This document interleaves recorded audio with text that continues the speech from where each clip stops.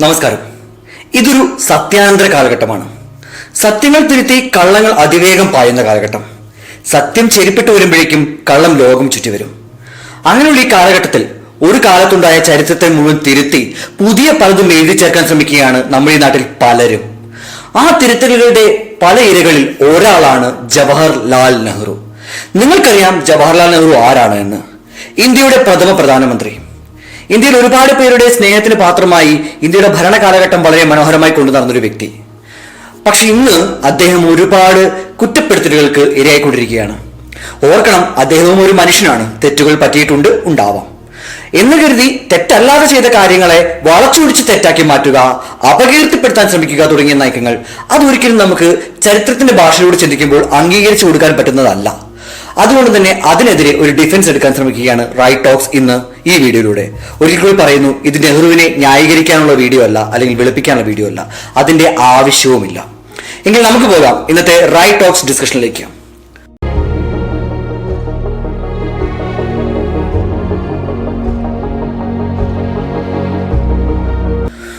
ഒരു കൊച്ചുകുട്ടിയെ മനസ്സിൽ വിചാരിക്കുക. അവനെ കുറെ കാലം ഒരു ആൾ തട്ടിക്കൊണ്ടുപോയി ക്രൂരമായി പീഡിപ്പിച്ച് അവന്റെ കഴിവുകളും ശേഷിയും എല്ലാം കവർന്നെടുക്കുന്നു.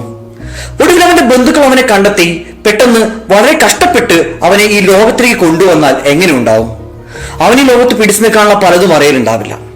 അവൻ ഈ ലോകത്ത് പിടിച്ചു നിൽക്കാനുള്ള വിദ്യകളും ജാലങ്ങളും ഒന്നും അറിയാതെ പെട്ടുപോകുന്ന അവനെ കൈ പിടിച്ചു നടത്തുന്നവൻ ആരോ അവനെ പോലെ ഇരിക്കും ആ പയ്യന്റെ ഭാവിയും. ഇത് തന്നെയായിരുന്നു ഇന്ത്യയുടെ അന്നത്തെ ചിത്രം, അതായത് 1947 ചിത്രം. അന്ന് ഇന്ത്യ സ്വാതന്ത്ര്യം കിട്ടി ഒരു ബേബി റിപ്പബ്ലിക്കായി ഈ ലോകത്തിന് മുന്നിലേക്ക് പിറന്നു വീഴുന്നു. കൈപിടിച്ച് നടത്താൻ ആര് എന്ന ചോദ്യം വർഷങ്ങൾക്ക് മുമ്പേ ഉണ്ട് താനും. അന്ന് ആ ഉത്തരവാദിത്വം ഏറ്റെടുക്കുന്ന നെഹ്റുവിന് കിട്ടുന്നത് സത്യം പറഞ്ഞു കഴിഞ്ഞാൽ നല്ല ഒന്നാന്തരം എട്ടിന്റെ പണി തന്നെയാണ്. കാരണം ഒരു വശത്ത് ഇന്ത്യയിൽ കടുത്ത വർഗീയത വളർന്നു വരുന്നുണ്ട് എന്നുള്ള സത്യമാണ്.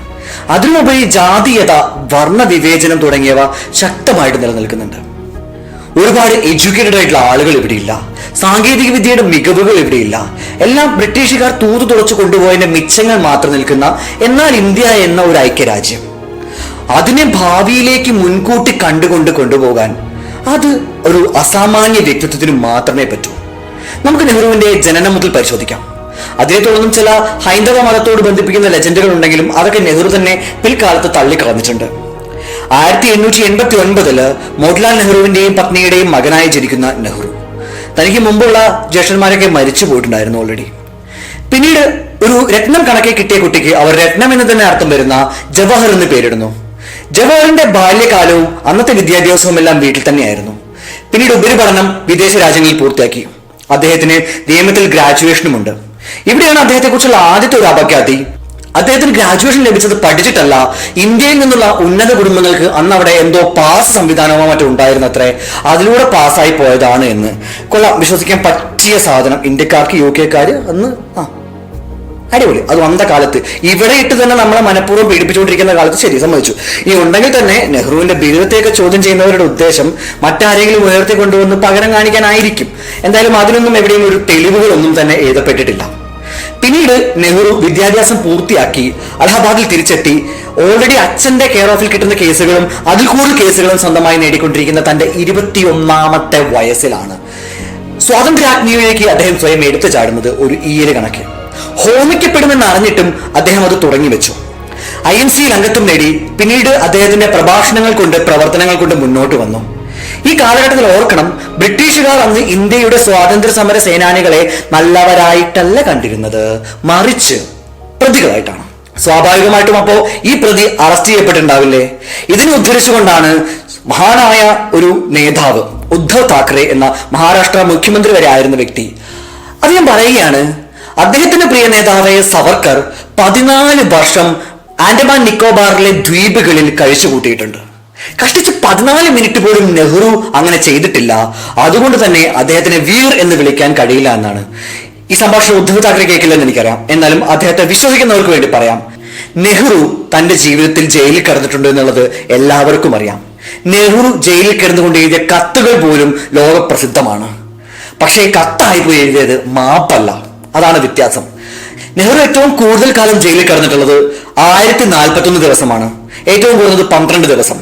ഈ കാലയളവിലൊക്കെ അദ്ദേഹം വിചാരണയുടെ ഭാഗമായിട്ടൊക്കെ തന്നെയാണ് പുറത്തേക്ക് വന്നിട്ടുള്ളത്.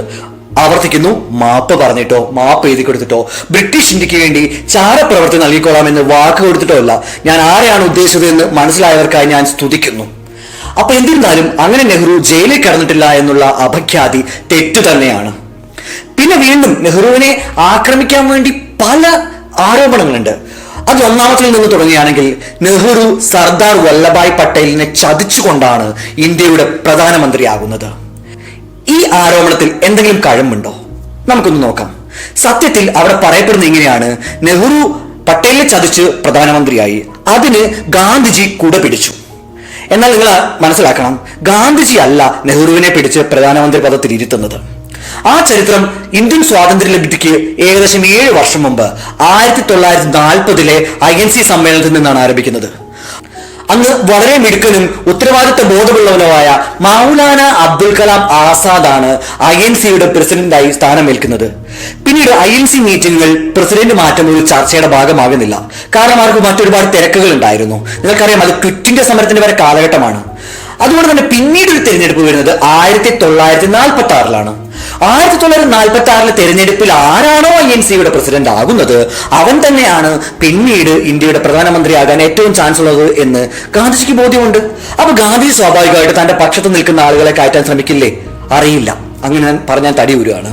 പക്ഷെ ഒന്നുണ്ട്, ഗാന്ധിജി സ്വാഭാവികമായിട്ടും തന്റെ ആശയങ്ങളും താൻ കണ്ട ഇന്ത്യയും ആര് മുന്നോട്ട് കൊണ്ടുപോകും അവന്റെ കയ്യിൽ ഭരണം ഏൽപ്പിക്കാൻ ഗാന്ധിജി ആഗ്രഹിച്ചിട്ടുണ്ട്. അത് തന്നെയാണ് നെഹ്റുവിന്റെ ഒന്നാമത്തെ മാർക്ക്. ഓക്കെ, നമുക്ക് തൽക്കാലം ഗാന്ധിയൻ ആദർശങ്ങളെ ഒന്നും കൂട്ടുപിടിക്കേണ്ട, അവിടുത്തെ നിലവിലെ സാഹചര്യം ഒന്ന് പരിശോധിക്കാം. അതായത് പട്ടേലിന് തെരഞ്ഞെടുപ്പിൽ ഭാഗമാവാൻ കഴിഞ്ഞു. അപ്പൊ നമ്മൾക്കറിയുന്ന പട്ടേൽ നെഹ്റു മാത്രമല്ല, തമിഴ് ബ്രാഹ്മണനായിരുന്ന രാജാജി എന്നൊരു സ്വാതന്ത്ര്യ സമര സേനാനി കൂടെ ഇവിടെ സ്ഥാനാർത്ഥിയായിട്ടുണ്ട്. പക്ഷെ എന്തുകൊണ്ടാണ് ഇപ്പോഴത്തെ ലെജൻഡുകൾ രാജാജിയെ പൊക്കിപ്പിടിച്ചു കൊണ്ടുവരാത്തെന്ന് വെച്ച് കഴിഞ്ഞാൽ, ഒരു തമിഴ് ബ്രാഹ്മണനാണ്, ആ വിഷയം അധികം ആളി കത്തിക്കാൻ സ്കോപ്പ് ഇല്ല. അതുകൊണ്ട് തന്നെ അദ്ദേഹം ഈ ചർച്ചയിലുമില്ല. ഈ 3 പേരിൽ അന്ന് ഇന്ത്യയിലെ 15 PCC അഥവാ പ്രദേശ് കോൺഗ്രസ് കമ്മിറ്റി നേതാക്കൾ തിരഞ്ഞെടുക്കുന്നത് 11 പേരും വോട്ട് ചെയ്യുന്നത് സർദാർ വല്ലഭായ് പട്ടേലിനാണ് എന്നത് പച്ച പരമാർത്ഥമാണ്. പക്ഷെ പിന്നീടുള്ളവരിൽ രാജാജിക്കും അതുപോലെ നെഹ്റുവിനും പിന്തുണയുണ്ടായിരുന്നു. അങ്ങനെ ഇരിക്കെ പോലും ആ പിന്തുണ ഉപകാരപ്രദമല്ല. കാരണം പ്രസിഡന്റ് കോൺഗ്രസ് തെരഞ്ഞെടുപ്പിലല്ല, AICC തെരഞ്ഞെടുപ്പിലാണ് യഥാർത്ഥ പ്രസിഡന്റിനെ തീരുമാനിക്കുക. അവിടെ ചെന്ന് കഴിഞ്ഞാൽ താൻ തഴയപ്പെട്ട് തന്നെക്കാൾ സമ്മതിയുള്ളത് 100% നെഹ്റുവിനാണെന്ന് പട്ടേലിന് ബോധ്യമുണ്ടായിരുന്നു എന്നുള്ളത് ഒന്നാമത്തെ കാര്യം. അത് ഗാന്ധിജിക്കും അറിയാമായിരുന്നു. രണ്ടാമത്തെ കാര്യം, പ്രായത്തിൽ ഇവരൊക്കെ കാണും ചെറുപ്പമാണ് നെഹ്റു. മൂന്നാമത്തെ കാര്യം, നെഹ്റുവിനാണ് കൂടുതൽ വിദ്യാഭ്യാസവും മറ്റും കാര്യങ്ങളുള്ളത്. നാലാമത് മറ്റൊരു കാര്യം പരിശോധിക്കുകയാണെങ്കിൽ, ഇന്ത്യ എന്ന രാജ്യമാണ് ഈ പ്രസിഡന്റിനെ ഇപ്പോൾ സ്വീകരിക്കേണ്ടതും പിന്നീട് പ്രധാനമന്ത്രിയെ സ്വീകരിക്കേണ്ടതും. അപ്പൊ ഈ രാജ്യം മൊത്തം നോക്കുകയാണെങ്കിൽ ആർക്കാണ് സമ്മതി കൂടുതൽ? രാജാജി തമിഴ് ബ്രാഹ്മണനായതുകൊണ്ട് തന്നെ കേരള, തമിഴ്നാട്, ആന്ധ്ര, കർണാടക അദ്ദേഹത്തിന് വലിയ പക്ഷെ അത്രയും സപ്പോർട്ട് പട്ടേലിന് ഈ സ്ഥലങ്ങളിലില്ല. ഈ സ്ഥലങ്ങളെ കൂടെ അവർ പരിഗണിച്ചിരുന്നു താനും. ഇനി തിരിച്ചു ചിന്തിക്കുകയാണെങ്കിൽ രാജാജിയെ ജമ്മു കാശ്മീരിലോ അസമിലോ ഒന്നും അറിയത്തുകയെന്നില്ലായിരുന്നു. അത്രയും പ്രസക്തനല്ലായിരുന്നു അദ്ദേഹം. അപ്പൊ ആരാണ് ഈ പ്രസിഡന്റ് എന്നുള്ള ചോദ്യം വരും. നേരെ മറിച്ച് നെഹ്റുവിനെ കുറിച്ച് ചിന്തിച്ചാലോ, എല്ലാവർക്കും അയാൾ അറിയാം. ആ സേതു ഹിമാചലം എന്ന് പറഞ്ഞു കഴിഞ്ഞാൽ അവിടെ മുഴുവൻ അദ്ദേഹം ഫേമസ് ആണ്. ആഭാരവൃത്തം ജനങ്ങളിൽ അദ്ദേഹം ഫേമസ് ആണ്. സ്ത്രീ പുരുഷ ഭേദമില്ലാത്ത ഫാൻസ് ഫോളോയിങ് അദ്ദേഹത്തിനുണ്ട്. ഒരു സൂപ്പർ സ്റ്റാർ തന്നെ ആയിരുന്നു കേട്ടോ. അപ്പൊ ഇങ്ങനെയുള്ള ഒരാളെ നിർത്തുക എന്നത് കൂടുതൽ സമ്മതി ലഭിക്കുമെന്നത് ഗാന്ധിയും പട്ടേലും അംഗീകരിച്ച കാര്യമാണ്. അങ്ങനെ പട്ടേൽ 1946 INCയുടെ പ്രസിഡന്റ് ആയില്ല. പകരം ആരായി? നെഹ്റുവായി. അതോടുകൂടി നെഹ്റു ഏകദേശം പ്രധാനമന്ത്രി എന്നുള്ളത് ഉറപ്പിക്കുകയും ചെയ്തിട്ടുണ്ട്. അങ്ങനെയാണ് പിന്നീട് സ്വാതന്ത്ര്യലബ്ധിക്ക് ശേഷം നെഹ്റു ഇന്ത്യയുടെ പ്രധാനമന്ത്രിയായി സ്ഥാനമേൽക്കുന്നത്. ഇതിലെവിടെയാണ് ചതി? എന്നാൽ പട്ടേലിന് ഒരു സ്ഥാനം പോലും കൊടുക്കാതെ വല്ല മൂലയ്ക്കും കൊണ്ട് ഇരുത്തിയിരുന്നെങ്കിൽ ചതി എന്ന് പറയാമായിരുന്നു. പട്ടേൽ തന്നെയായിരുന്നു ഇന്ത്യയുടെ ആദ്യത്തെ ആഭ്യന്തര മന്ത്രി. പിന്നെ എവിടെയാണ് അദ്ദേഹത്തെ തഴഞ്ഞിട്ടുള്ളത്? മനസ്സിലാവുന്നില്ല. അതുകൊണ്ട് തന്നെ അത്തരം വാദങ്ങളെ എന്തിനാണ് പൊക്കിപ്പിടിച്ച് കൊണ്ടുവരുന്നതെന്ന് മനസ്സിലാവുന്നില്ല. ഞാൻ പറഞ്ഞല്ലോ, പട്ടേലിനെ പൊക്കിപ്പിടിച്ച് പറഞ്ഞു കൊണ്ടുവന്നു കഴിഞ്ഞാൽ അതെങ്ങനെ ആ വിവാദത്തെ കത്തിക്കാം എന്നുള്ളത് അത് അറിയുന്നവർക്കറിയാം. പിന്നെ ഒരു വാദം, അതിന് വാല്, ഈ എന്താ പറയുക, തലയ്ക്കൊരു വാല് വേണമല്ലോ. ആ വാല് പോലെ ഒരു വാദമാണ്, ഒരുപക്ഷെ പട്ടേൽ ആയിരുന്നു ഇന്ത്യയുടെ പ്രധാനമന്ത്രിയെങ്കിൽ ഇന്ത്യ ഇന്ന് ന്യൂയോർക്കിനേക്കാളും അമേരിക്കയെക്കാളും ന്യൂസിലൻഡിനേക്കാളും വലിയ സംഭവമായനെ എന്നൊക്കെ. സാധ്യതയില്ല. കാരണം അന്നത്തെ വലിയൊരു പ്രശ്നം വർഗീയതയാണ്. അതിനെ അടിച്ചമർത്താൻ പട്ടേലിന്റെ ഭാഗത്തു നിന്നുള്ള ശ്രമങ്ങൾ ഉണ്ടായിട്ടില്ല. പട്ടേൽ കുറച്ചൊക്കെ ഹിന്ദുപക്ഷത്തിൽ ഉണ്ടായ ഒരു വ്യക്തി തന്നെയായിരുന്നു. ന്യൂനപക്ഷത്തെ പരിഗണിച്ചിരുന്നുമില്ല. മാത്രമല്ല വേറൊരു ന്യൂനപക്ഷ വിഷയം കൂടെ വരാനുണ്ട്, അതും കൂടെ പറയാം. ഇവിടെ പട്ടേൽ അങ്ങനെ ആയിരുന്നെങ്കിൽ വേറൊരു ആരോപണം, പട്ടേലൊന്നും ഈ സാങ്കേതിക മികവിൽ വിശ്വസിച്ചിരുന്ന ഒരാളല്ല, അത് നെഹ്റു ആയിരുന്നു. അതുകൊണ്ട് തന്നെ നെഹ്റു ചെയ്ത കാര്യങ്ങളിൽ പരാതിയില്ലെങ്കിൽ പിന്നെ അവിടെ പട്ടേലിനെ കമ്പയർ ചെയ്യേണ്ട കാര്യമില്ല. ഇനിയാണ് മറ്റൊരു ആരോപണം, നെഹ്റു വികസനം ഒന്നും ഇന്ത്യക്ക് വേണ്ടി കൊണ്ടുവന്നില്ല, നെഹ്റു ചെയ്തത് കുറെ ഗിമ്മിക്സ് ആയിരുന്നു എന്നൊക്കെ. ഒന്ന് അടികീറി പരിശോധിക്കുകയാണെങ്കിൽ ഇന്ത്യക്ക് വേണ്ടി ഇൻകോസ്പാർ സ്ഥാപിച്ചത് നെഹ്റുവാണ്.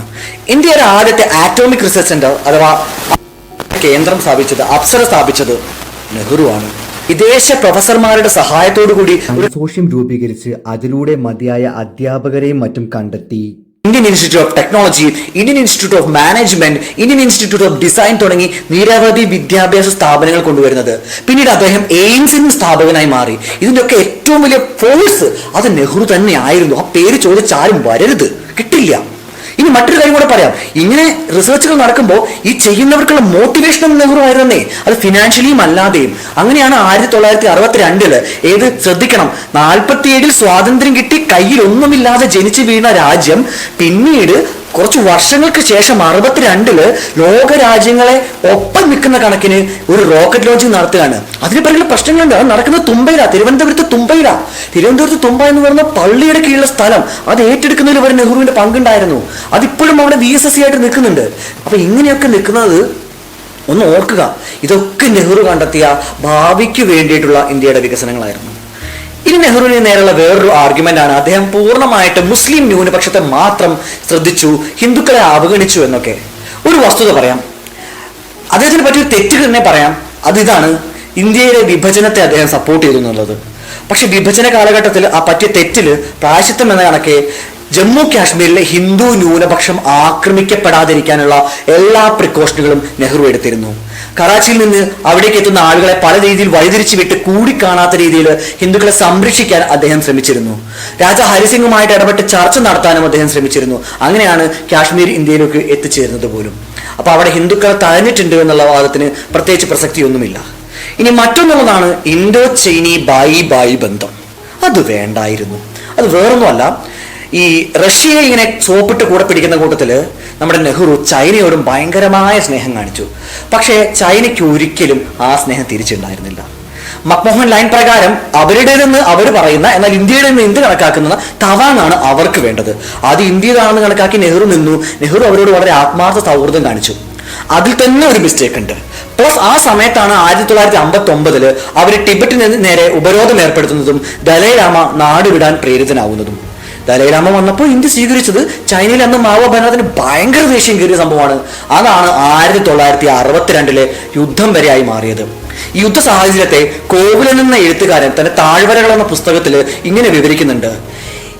ഇന്ത്യയെ ചൈന ആക്രമിക്കുമെന്ന് ആരെങ്കിലും വിചാരിച്ചിരുന്നോ? ജവഹർലാൽ നെഹ്റു പോലും വിചാരിച്ചു കാണില്ല എന്ന്. പച്ച പരമാർത്ഥമാണത്. കാരണം നെഹ്റു പോലും പ്രതീക്ഷിക്കാതെയാണ് ആ യുദ്ധം നടന്നതും. അതിൽ ഇന്ത്യക്ക് തോൽക്കേണ്ടി വന്നു, നഷ്ടങ്ങൾ വന്നു, സൈനികരുടെ ജീവൻ പോലും പണയപ്പെടുത്തേണ്ടി വന്നത് നെഹ്റുവിനെതിരെ ശരിയായ ആരോപണം തന്നെയാണ്. അദ്ദേഹം കുറച്ചുകൂടെ ശ്രദ്ധിക്കണമായിരുന്നു. ചരിത്രമല്ലേ, തിരുത്താൻ പറ്റില്ലല്ലോ. സംഭവിച്ചു, അത് വിട്ടേക്കാമെന്നല്ല, അത് സംഭവിച്ചു. പക്ഷെ ശരിക്കും പറഞ്ഞു കഴിഞ്ഞാൽ നെഹ്റുവിന് 1952-62 കാലഘട്ടം ഒട്ടും തന്നെ രാശി പോരായിരുന്നു. അതുകൊണ്ടാണ് 59 വർഗീയ സഖ്യകക്ഷികളോട് ഒത്തുചേർന്ന് ഇന്ദിരയുടെ കൂടെ അഭിപ്രായ പ്രകാരം, ഇന്ദിരാ പ്രിയദർശിനിയുടെ കൂടെ അഭിപ്രായ പ്രകാരം കേരളത്തിൽ നിന്ന് ആദ്യമായി നിലവിൽ വന്ന കമ്മ്യൂണിസ്റ്റ് സർക്കാരിനെ താഴെ ഇറക്കാൻ അദ്ദേഹം കൂട്ടുനിൽക്കുന്നത്. അങ്ങനെയാണ് EMS സർക്കാർ താഴെ ഇറങ്ങുന്നതും. അത് സ്വതന്ത്ര ഇന്ത്യയിലെ അത്രയും ഒരു ബേബി ആയിട്ടുള്ള ഒരു സർക്കാരിന്റെ നേരെ വേണ്ട ഒരു നയമല്ലായിരുന്നു എന്ന വിമർശനം അംഗീകരിക്കാതെ മറ്റു മാർഗങ്ങളില്ല. ഇനി മറ്റൊരു ആരോപണമാണ്, നെഹ്റു കോൺഗ്രസിൽ നെപ്പോട്ടിസം അഥവാ സ്വജന പക്ഷപാതം വളർത്തി അതിനായി ഇന്ദിരയെ ഭരണത്തിലേക്ക് കൊണ്ടുവന്നു. ഇന്ദിരയിൽ നിന്ന് അടുത്ത തലമുറയിലേക്ക്, ഒടുവിൽ ഇന്നത്തെ യുവതലമുറ വരെ എത്തി. മുഴുവനായും ഗാന്ധി കുടുംബത്തിന്റെ അണ്ടറിലാണ് ഇന്ത്യൻ നാഷണൽ കോൺഗ്രസ് എന്നുള്ളത് നമ്മൾ കണ്ടുകൊണ്ടിരിക്കുന്ന ഒരു കാര്യമാണ്. ഒരു തരത്തിൽ കോൺഗ്രസിൽ പ്രവർത്തിക്കുന്നവരെക്കാൾ ആ കുടുംബത്തിൽപ്പെട്ടവരാണ് മുന്നോട്ട് വരുന്നവരെന്നൊക്കെ നമ്മൾ കാണുന്നുണ്ട്. ഇത് നെഹ്റു തുടങ്ങി വച്ചു എന്നതിനുള്ളത് വ്യക്തമായ തെളിവുകളൊന്നുമില്ലെങ്കിലും നെഹ്റുവിൽ നിന്ന് തന്നെ തുടങ്ങിയിട്ടുണ്ട് എന്നുള്ളത് നമ്മൾ കണ്ടറിയുന്ന കാര്യമാണ്. നെഹ്റുവിനെ കുറിച്ച് പരാമർശിക്കേണ്ട മറ്റൊരു വിവാദം ചൈന ബന്ധം പോലെ, പാകിസ്ഥാനുമായിട്ടുള്ള അതിർത്തി പ്രശ്നങ്ങൾ പോലെ ഇന്ത്യയും പാകിസ്ഥാനും തമ്മിലുള്ള സിന്ധു നദീതട കരാറിൽ ഒപ്പുവെച്ചതും അതിൽ വേൾഡ് ബാങ്ക് പോലുള്ള വലിയ സംഘടനകളെ പോലും ഭാഗമാക്കിയതുമൊക്കെ നെഹ്റു ചെയ്ത തെറ്റ് തന്നെയാണ് എന്ന് പിൽക്കാലത്ത് വാദിക്കപ്പെടുന്നുണ്ട്. അതുകൊണ്ട് തന്നെയാണ് ഇന്ത്യക്ക് പാകിസ്ഥാന് നേരെ ഒരു ഉപരോധം ഏർപ്പെടുത്തുമ്പോഴൊക്കെ പല ബുദ്ധിമുട്ടുകളും വരുന്നതെന്നും പലതരം വാദങ്ങൾ ഉന്നയിക്കുന്നുണ്ട്. നമുക്കതൊന്നും പൂർണ്ണമായിട്ട് തിരസ്കരിക്കാൻ അല്ലെങ്കിൽ നെഹ്റു പൂർണ്ണമായ സതുദ്ദേശത്തോടുകൂടിയാണ് അത് ചെയ്തത് എന്ന് സ്ഥാപിക്കാനുള്ള വസ്തുതകളൊന്നും തന്നെ തൽക്കാലം നമ്മുടെ കയ്യിലില്ല. നെഹ്റുവിനെ കുറിച്ചുള്ള വിവാദങ്ങൾക്ക് ഒരു പരിധിവരെ തുടക്കം കൊടുക്കാൻ അദ്ദേഹത്തിന്റെ പേഴ്സണൽ സെക്രട്ടറിയും മലയാളിയുമായിരുന്ന MO മത്തായിക്ക് സാധിച്ചിട്ടുണ്ട്. അദ്ദേഹം നെഹ്റുവിനെ കുറിച്ച് എഴുതിയ ഒരു പുസ്തകം തന്നെയുണ്ട് കാലഘട്ടത്തെക്കുറിച്ച്. ആ കാലഘട്ടത്തിൽ ആ പുസ്തകം ബാൻ ചെയ്യപ്പെട്ടു. അതിന് കാരണം അതിലെ 29ാമത്തെ അധ്യായമായിരുന്നു. തലക്കെട്ട് ഷീ എന്നാണ്. പിന്നീട് ആ 29ാം അധ്യായത്തോടു കൂടി പബ്ലിഷ് ചെയ്ത കോപ്പി ഓൺലൈൻ ലഭ്യമാണ്. നമുക്ക് വേണമെങ്കിൽ കമന്റ് ബോക്സിൽ അതിന്റെ ലിങ്ക് പ്രൊവൈഡ് ചെയ്യാം. ആ പുസ്തകത്തിൽ വ്യക്തമായി പറയുന്നത് ഇന്ത്യൻ പ്രധാനമന്ത്രി ആയിരിക്കെ നെഹ്റുവും അന്നത്തെ അവസാന വൈസ്രോയായിരുന്ന മൗണ്ട് ബാറ്റന്റെ പത്നി എഡ്വിനിയുമായിട്ടുള്ള പ്രണയത്തെക്കുറിച്ചാണ്. അതിനെക്കുറിച്ച് ഞാൻ ഇവിടെ പ്രതിപാദിക്കാൻ മറ്റൊന്നുകൊണ്ടല്ല. പ്രണയം, വൈകാരിക ബന്ധങ്ങൾ ഇതൊക്കെ ഓരോരുത്തരുടെ വ്യക്തിപരമായ കാര്യമാണ്. സത്യത്തിൽ അങ്ങനെ ഒരു പ്രണയം ഉണ്ടായിരുന്നു. 37ാമത്തെ വയസ്സിലാണ് കമല എന്ന അദ്ദേഹത്തിന്റെ വൈഫ് മരിക്കുന്നത്. അന്ന് നെഹ്റുവിന് വയസ്സ് 47. പിൽക്കാലം മുഴുവൻ അദ്ദേഹം ഏകാഗിയായി ജീവിക്കണമെന്ന് ഒരു രാജ്യത്തിന്റെയും ഒരു നാട്ടിലെയും നിയമത്തിൽ പറഞ്ഞതായിട്ട് നമുക്കറിവില്ല. അതുകൊണ്ട് അദ്ദേഹം എങ്ങനെ ജീവിച്ചു പേഴ്സണലി എന്നുള്ളത് നമ്മുടെ ടോപ്പിക് അല്ല. അടുത്തതായി നെഹ്റുവിനെ വേട്ടയാടുന്ന ഒരു വിഷയം അദ്ദേഹത്തെ മരണത്തെ സംബന്ധിച്ചാണ്. ഈ അടുത്തൊരു വലിയ സംഭവത്തിൽ നിന്ന് ഞാൻ കേട്ടൊരു കമന്റാണ്, മറ്റൊന്നുമല്ല. അദ്ദേഹത്തിന് സിഫിലിസ് എന്ന അസുഖം വന്നാണ് അദ്ദേഹം മരിച്ചത്. സിഫിലിസ് ഒരു സെക്ഷുവലി ട്രാൻസ്മിറ്റഡ് ഡിസീസ് ആണ്. അപ്പൊ ഈ രോഗത്തെ ആരോപിക്കുന്നവരുടെ ഉദ്ദേശം അദ്ദേഹം ഒരു സെക്സ് മാനിയാക്ക് ആയിരുന്നു എന്ന് പറയാനായിരിക്കും. പക്ഷെ രണ്ട് കാര്യങ്ങൾ മനസ്സിലാക്കുക. ഒന്ന്, സിഫിലിസ് വന്ന് അത്ര വേഗത്തിലൊന്നും ആളുകൾ മരിക്കില്ല. അങ്ങനെ മരിക്കുന്നുണ്ടെങ്കിൽ തന്നെ അത് വളരെ ദാരുണമായ അന്ത്യമായിരിക്കും. അവസാന കാലത്ത് ഒരുപാട് കിടന്നിട്ടൊക്കെ. നെഹ്റു അങ്ങനെ കിടന്നിട്ടൊന്നുമില്ല. മരണത്തിന് തലേദിവസം വരെ ആക്റ്റീവ് ആയിരുന്നു. രാവിലെ 6:30 പുള്ളിയുടെ മരണം ഉണ്ടാവുന്നത്. തുടർച്ചയായ സ്ട്രോക്കുകളും മറ്റുമായിട്ട് ഉച്ചയോടുകൂടിയാണ് ആ സംഭവം ലോകം അറിയുന്നതും. അപ്പോ അതൊരു അവാസ്തവമാണ്. മറ്റൊന്ന്, അദ്ദേഹം മരിച്ചത് സ്ട്രോക്ക് മൂലമാണ് എന്നുള്ളത് അന്ന് തന്നെ ഒരുപാട് വാർത്തകളിലും റിപ്പോർട്ടുകളിലും ഒക്കെ ഉള്ളതാണ്. ഔദ്യോഗികമായിട്ട് നമുക്ക് എല്ലാവർക്കും അറിയുന്നതുമാണ്. അപ്പോൾ മരണത്തെയെങ്കിലും ഈ വിവാദത്തിൽ നിന്നൊക്കെ മാറ്റി നിർത്തുക. അപ്പോൾ രത്ന ചുരുക്കത്തിൽ പറഞ്ഞു കഴിഞ്ഞാൽ നെഹ്റു വാസ് നോട്ട് 100% റൈറ്റ്. പക്ഷേ അദ്ദേഹത്തിന്റെ ചെയ്തികൾ ഒരുപാട് ഗുണം ചെയ്തിട്ടുണ്ട്. പക്ഷെ ഞാൻ ഈ പറഞ്ഞ പോലെ ഇൻഡോ ചൈന ബന്ധം, അതുപോലെ സിന്ധു നദീതട കരാർ, പാകിസ്ഥാന്റെ അതിർത്തി വിഭജനത്തിന് സമ്മതിച്ചത് തുടങ്ങിയ കുറെ കാര്യങ്ങളിൽ വളരെ വലിയ തെറ്റുകളാണ് അദ്ദേഹത്തിന് സംഭവിച്ചതെന്ന് പറയാതിരിക്കാൻ വയ്യ. എന്നിരുന്നാലും സത്യം വേട്ടയാടപ്പെടുന്ന ഈ അസത്യത്തിന്റെ കാലഘട്ടത്തിൽ ഇത്രയെങ്കിലും പറയാൻ പറ്റിയല്ലോ എന്ന കൃതാർത്ഥതയോടുകൂടി ഞാൻ അവസാനിപ്പിക്കുകയാണ്. മറ്റൊരു എപ്പിസോഡിൽ മറ്റൊരു പ്രമുഖ വ്യക്തിയെക്കുറിച്ച് അല്ലെങ്കിൽ പ്രമുഖ സംഭവത്തെക്കുറിച്ച് കണ്ടുകൊണ്ട് സംസാരിക്കാം. നമുക്ക് ഇപ്പോൾ തൽക്കാലം പിരിയാം. നന്ദി, നമസ്കാരം.